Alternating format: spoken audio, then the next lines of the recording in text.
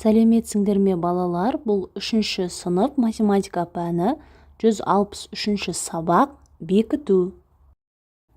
Бірінші тапсырма. Салыстыр. 1 минут 30 секунд. 1 минутта 60 секунд бар. Сонда 1 минут артық болады. Келесі 2 сағат 120 минут. 1 сағатта 60 минут, 2 сағатта 120 минут болады. Сонда екі жағы тең болады. 1 ғасыр 90 жыл. 1 ғасырда 100 жыл бар. 90 мен салыстыратын болсақ, әрине 1 ғасыр артық. 200 жыл, 1 ғасыр 90 жыл. 1 ғасырда 100 жыл бар, оған 90 жылды қосамыз, 190 жыл болады. Екеуін салыстыратын болсақ, әрине 200 жыл артық. 3 минут 25 секунд 205 секунд болады. 200 секундпен салыстыратын болсақ, әрине 3 минут 25 секунд артық болады. Келесі 2 тәулік 20 сағат. 1 тәулікте 24 сағат бар. 2 тәулікте 48, оған 20 сағатты қосамыз, 68 сағат болады. Оны 70 сағатпен салыстыратын болсақ, 70 сағат артық. Екінші тапсырма. А нұсқасы қажетті сандарды қой. Жарты ғасыр бұл неше жыл? Балалар, 1 ғасырда 100 жыл бар, 100 жылдың жартысы 50 жыл болады. Ширек ғасыр. Ширек дегеніміз ол 4-тен 1 бөлігі. 1 ғасырда 100 жыл болса, 100 жылдың 4-тен 1 бөлігі ол 25 жыл болады. 1 минуттың 3-тен 1 бөлігі. 1 минутта 60 секунд бар, 60 секундты 3-ке бөлгенде 20 секунд болады. 1 минуттың 6-дан 1 бөлігі. 1 минутта 60 секунд бар, оны 6-ға бөлгенде 10 секунд болады. Ә нұсқасы күннен жерге жарық 8 минут және 1 минуттың 3-тен 1 бөлігінде жетеді. Бұл неше секунд? 8 минут және 1 минуттың 3-тен 1 бөлігі. 1 минуттың 3-тен 1 бөлігі ол 20 секунд болады. 20 секунд. Енді осыны секундқа айналдырамыз. 1 минутта 60 секунд бар.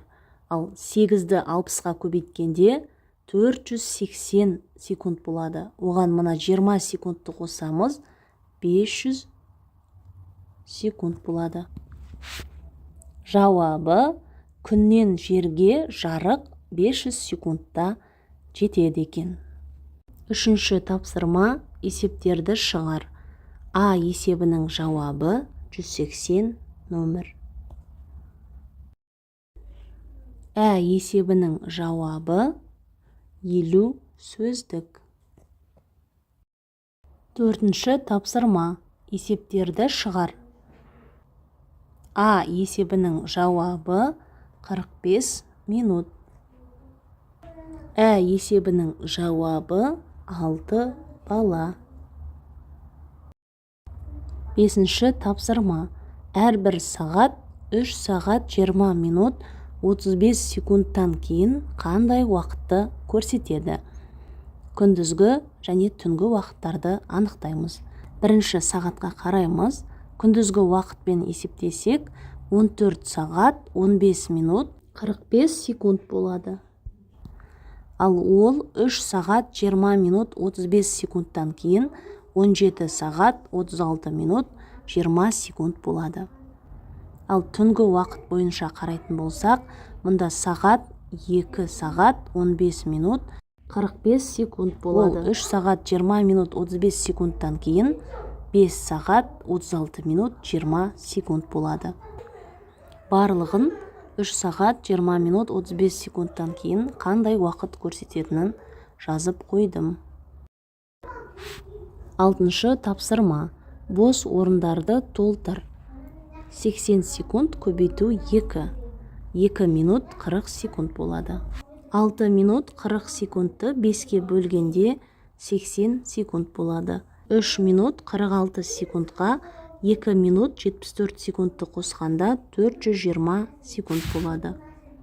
4 ғасыр 80 жылға 2 ғасыр 65 жылды қосқанда 745 жыл болады.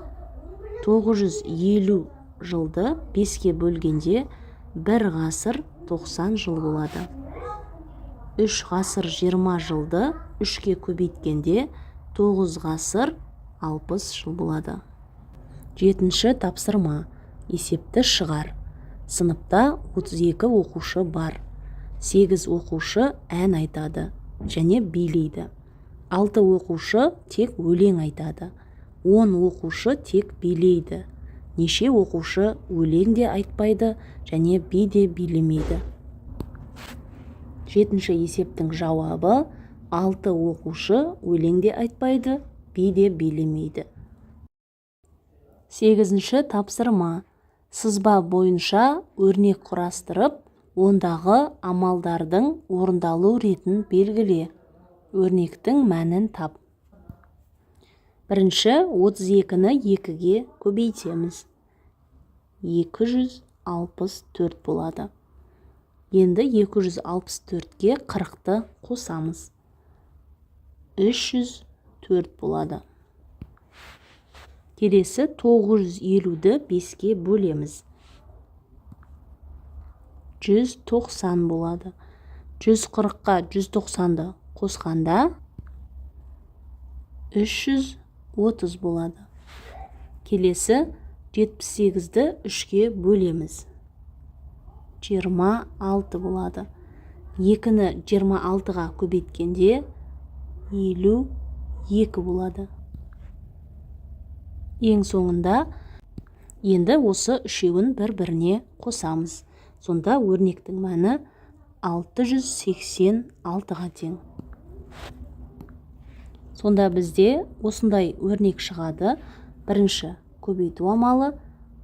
Екінші, қосу. Үшінші, бөлу. Төртінші, қосу. Бесінші, бөлу. Алтыншы, көбейту.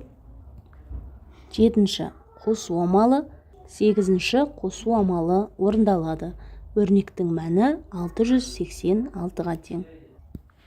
Балалар, осымен бүгінгі сабақ аяқталды. Сабақ түсінікті болса, міндетті түрде осы видеоға лайк басып, каналға тіркеліп алуды ұмытпаңдар. Келесі сабақтарда кездескенше.